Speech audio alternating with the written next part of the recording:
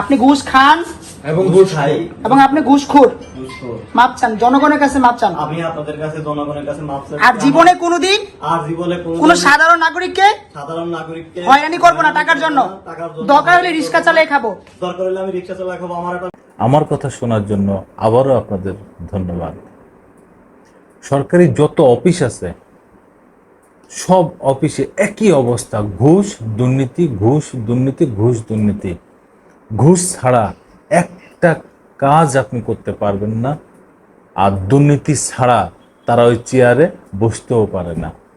এমন একটা বিধিগ্রস্ত অবস্থা এই গত 15-16 বছর ধরে সরকারি সব অফিসে একই অবস্থা, একদম উপর মহল থেকে একদম নিচ পর্যন্ত সবাই এই দুর্নীতিতে ছেয়ে গেছে। আর হচ্ছে ঘুষ ছাড়া আপনার সাথে কথাও বলবে না।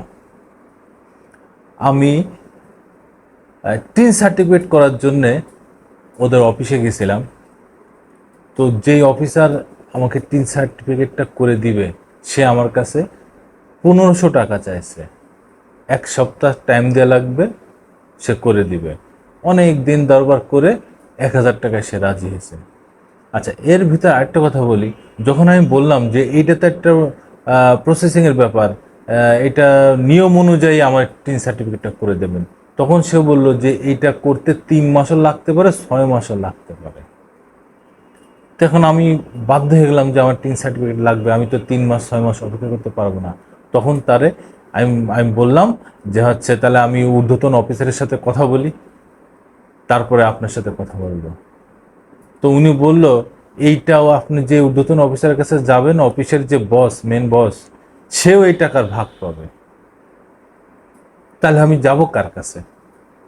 এই হচ্ছে সরকারি অফিসের অবস্থা। গতকাল উত্তরা পাসপোর্ট অফিসে এই ছাত্ররা যে তদারকি করছে এবং দুইজন ঘুষখোরকে হাতে নাতে ধরছে এবং তারা আর্মিকে, সেনাবাহিনীকে ডেকে তাদের হাতে সুপর্দ করছে। এই পাসপোর্ট অফিসের সর্বোচ্চ থেকে সর্বনিম্ন পর্যন্ত এত পরিমাণ মানে ঘুষখোর, আপনি একটা কথা জিজ্ঞাসা করতে যাবেন তাও বলবে যে 20 টাকা দাও, তারপরে সে আপনাকে তথ্যটা দেবে। একটু মানে সহৃদয়বান কোনো ব্যক্তি এই পাসপোর্ট অফিসে নেই। প্রত্যেকটা মানুষ এই দুর্নীতির ভিতরের থেকে সাধারণ মানুষরা এমনভাবে পিষ্টে চ্যাপ্টা করে ফেলতেছে, তা মানে স্বচক্ষে, এবং যারা এর ভিতরে গেছে তারা ছাড়া আর কেউ বলতে পারবে না যে কি অসহনীয় পর্যায়ে এই দুর্নীতি ছেয়ে গেছে গত 15-16 বছরে।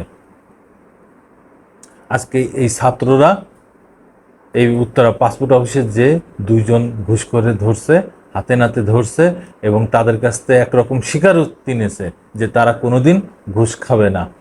তো এইরকম প্রতিটা সরকারি অফিসে যাইতে হবে। এই অফিসেগুলো যে একদম শিকড় উতরায় ফেলতে হবে, যেন ঘুষ দুর্নীতি যেন কোথাও না থাকে কোনো সরকারি অফিসে।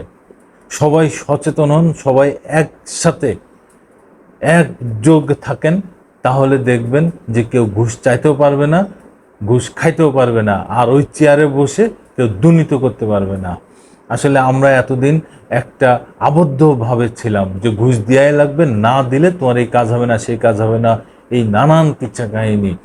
এখন আমরা স্বাধীন হয়েছি, নতুনভাবে স্বাধীন হয়েছি 2024 সালের 5 আগস্ট। এখন আমরা যদি সবাই একসাথে থাকি তাহলে আর এরা ঘুষ চাইতেও পারবে না, ঘুষ খাইতেও পারবে না, এবং দুর্নীতি করতে গেলেও তাদের কলিজা কাঁপবে। তো আমরা সবাই একসাথে থাকবো ইনশাল্লাহ। আমি প্রিন্স, আবার আসবো আপনাদের সামনে। ধন্যবাদ।